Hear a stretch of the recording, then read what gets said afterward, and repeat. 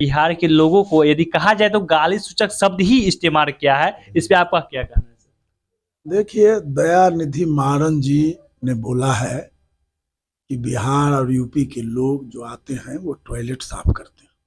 तो मैं उनको ये कहना चाहता हूँ, एनडीए गठबंधन को, कांग्रेस के नेता को, जो कांग्रेस के नेता जिस तरह की बात बुलवाते हैं अपने गठबंधन के साथी से, ये लोगों को शर्म करना चाहिए, उसे लाज करना चाहिए। बिहार और यूपी को गाली दे। बिहार और यूपी के मजदूर जिस राज में जाते हैं उस राज स्वर्ग बन जाता है, क्योंकि बिहार और यूपी के मजदूर में वह ताकत है जो धरती से सोना उगाता है। जिस राज में यदि उस बिहार और यूपी के मजदूर न जाए तो उस राज का कल्याण नहीं होगा मित्रों। लेकिन इसका जवाब सोनिया जी को देना पड़ेगा और राहुल जी को देना पड़ेगा। सर, बिहार क्रांतियों की धरती है। यहाँ गांधी जी आते हैं, चंपारण या यहाँ के लोगों ने उन्हें महात्मा बना देते हैं, लेकिन आज कहीं ना कहीं उन्हीं बिहार को, यूपी को वो अभद्र भाषा, गाली सूचक शब्द का इस्तेमाल कोई मंत्री के दामाद करते हैं, तो ये कहाँ तक जायज है सर?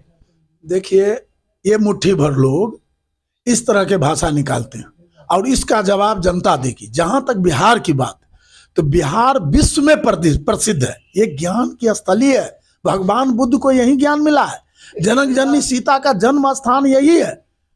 यहाँ नालंदा विश्वविद्यालय यही है जो पूरे दुनिया को ज्ञान बांटा है। यूपी श्री राम का जन्मभूमि है। ये बिहार सम्राट अशोक की धरती है, चंद्रगुप्त मौर्य की धरती है, चाणक्य की धरती है। तो इस धरती को सर गाली सूचक शब्द इस्तेमाल करने वाले वो लोग कौन है सर? ये लोगों को जहर खा के मर जाना चाहिए और इसका जवाब एनडीए के नेता को देना पड़ेगा, नहीं तो भारत की जनता कभी माफ नहीं करेगी। क्योंकि बिहार और यूपी या उत्तर भारत में दक्षिण भारत के लोग आते हैं तो हम लोग सम्मान के साथ बैठते हैं, खाते हैं, पीते हैं, उठते हैं, बैठते हैं। और एक लोग एनडीए के गठबंधन के एक विंग ने ऐसा कहा है तो इसका जवाब एनडीए के गठबंधन में सोनिया गांधी, खड़गे जी देंगे, नहीं तो भारत की जनता माफ नहीं करेगी। यह दोस्त देश तोड़ने का साजिश है और ये लोग देशद्रोह की सनातन का अपमान करना ये ही बहुत गलत है।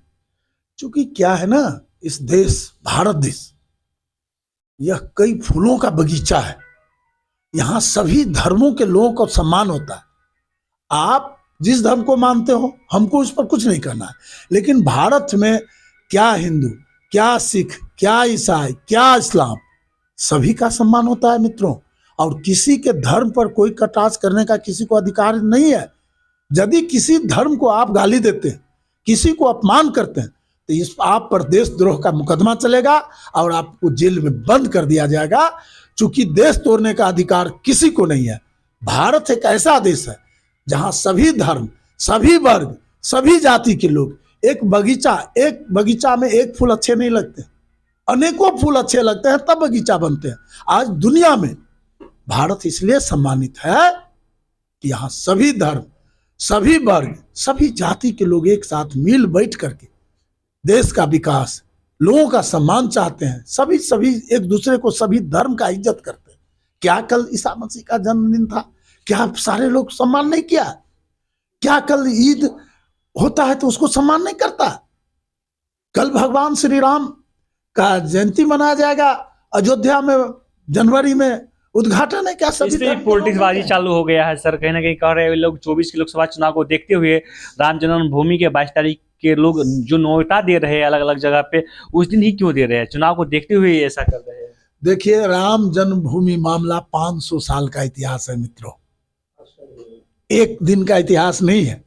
और यह लड़ाई आरएसएस 1925 से लेके, जनसंघ 1951 से लेके, भाजपा 1980 से लेकर के यह लड़ाई लड़ी गई और कहा गया कि कसम राम के खाते हैं मंदिर वही बनाएंगे, और मंदिर बन गया है और उद्घाटन होगा। इसमें चुनाव कोई मामला नहीं है, चुनावी मामला।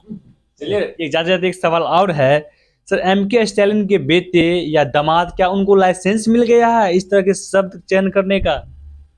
देखिए, एमके स्टालिन उन्हें लाइसेंस दे चुके हैं। मेरा कहना ये होगा कि ये जो M.K. स्टालिन अभी चीफ मिनिस्टर है तमिल के, अब ये करुणानिधि के कुपुत्र हैं, कुपुत्र है। इसलिए कि इनका किया हुआ कुछ नहीं है तमिल में, इनको तो अनुकंपा में तमिल मिल गया। ये सब करुणानिधि का किया धरा है, और ये लोग अनुकंपा पर आकर के किसी धर्म को, किसी भगवान को, किसी सनातन को गाली देते हैं। भारत की जनता माफ नहीं करेगी। आने वाला विधानसभा चुनाव में इसका साइड इफेक्ट होगा, और वही स्टालिन जब चीफ मिनिस्टर है तमिल, फिर भगवान के शरण में जाएंगे। जब रोड पर आएंगे तब भगवान दिखता है, अभी तो रसगुल्ला खा रहे हैं। इसीलिए इसको रोड पर आने दीजिए अगला चुनाव में, फिर वो भगवान के शरण में जाएंगे।